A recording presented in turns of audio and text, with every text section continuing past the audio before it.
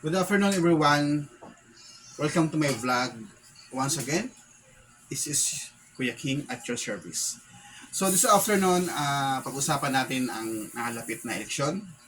This coming October, I think, or this October. Okay? Bakit gusto kong pag-usapan ang eleksyon na ito? Sapagkat gusto ko po is maihalal po yung dapat o karapat-dapat na mamuno sa isang barangay. Kaya this afternoon, it has discussed the four characteristic o attitude na meron dapat ang isang tumatakbong kandidato na siyang dapat nating iboto sa nalalapit na barangay election. Okay? Now, number one, dapat siya ay tinatawag na family-oriented. When we say family-oriented, ibig sabihin po, ayos yung kanyang pakikisama, ayos yung kanyang relasyon sa kanyang family, sa kanyang asawa, kung mayroon man, sa kanyang mga anak, sa kanyang magulang, sa kanyang kapitbahay, higit sa lahat, sa kanyang kabarangay. Okay? Hindi ko po sinasabi na bawal po tumakbo ang isang broken family sapagkat meron po tayong mga kapatid o kababayan na broken family. Hindi ko po sila sinasabing bawal silang tumakbo.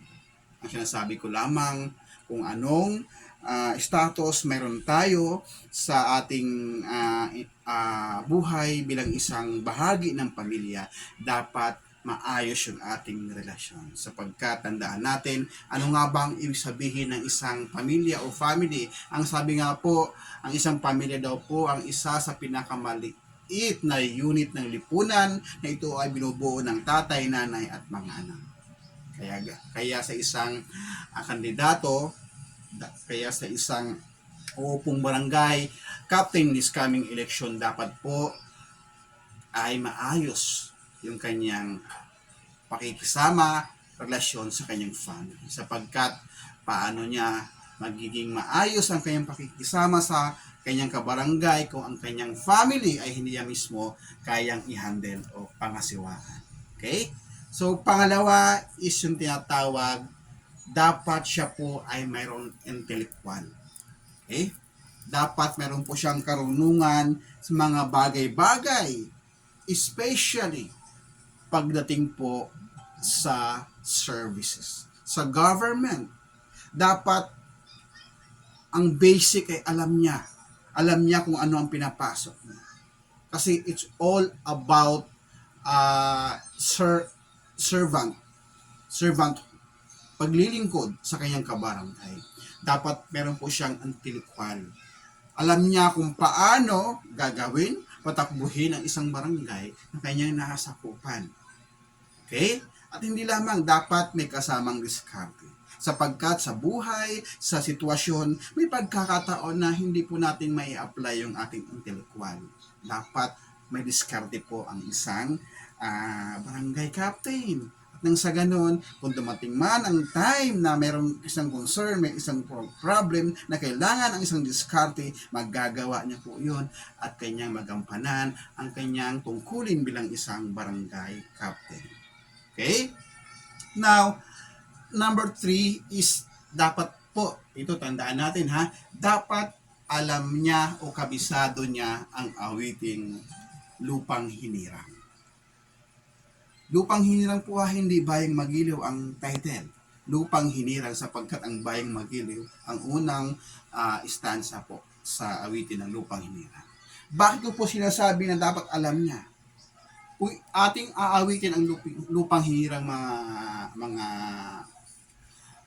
kapwa ko Pilipino, makikita natin doon ang pagmamahal sa bayan, ang tinatawag na ang handang mag-alay ng buhay para sa kanyang lupang sinilangan.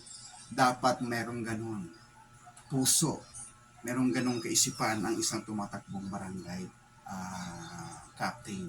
Kabisado niya. Kung ari lamang, siguro pakantahin nyo. Pakabisado nyo, kung alam niya o kabisado niya o memorize niya ang kantang Lupang Hinirang. Sapagkat doon pa lamang makikita natin ang kanyang pagka-Pilipino. Kung totoong siyang talagang may puso maglingkod sa kanyang kabarangay. Okay? Now, yung pang-apat o yung panghuli is God-fearing. Ito po ang pinakamahalaga sa lahat.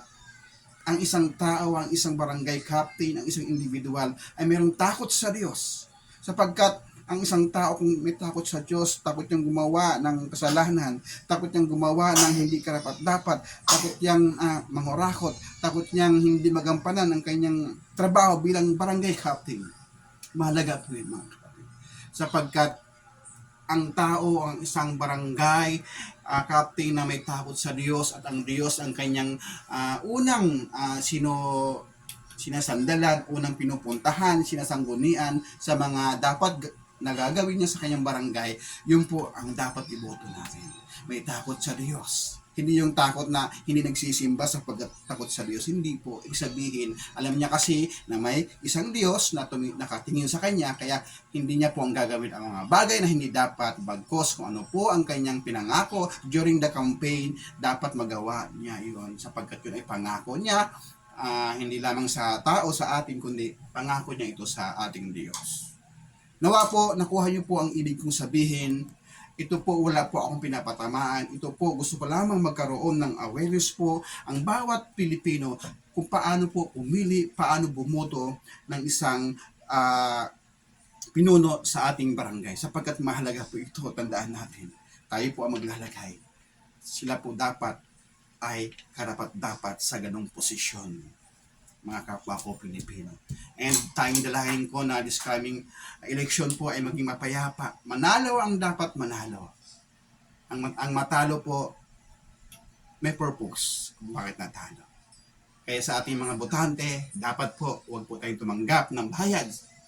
Huwag po tayong magpadala sa mga matamis na dila, bagkos, suriin po natin, tingnan po natin, alalahanin po natin yung 4 na binigay ko.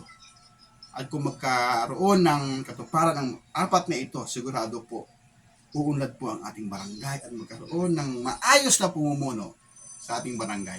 Yun lamang po this afternoon. May the Lord, our good God, bless us more and more. Good afternoon. Bye-bye.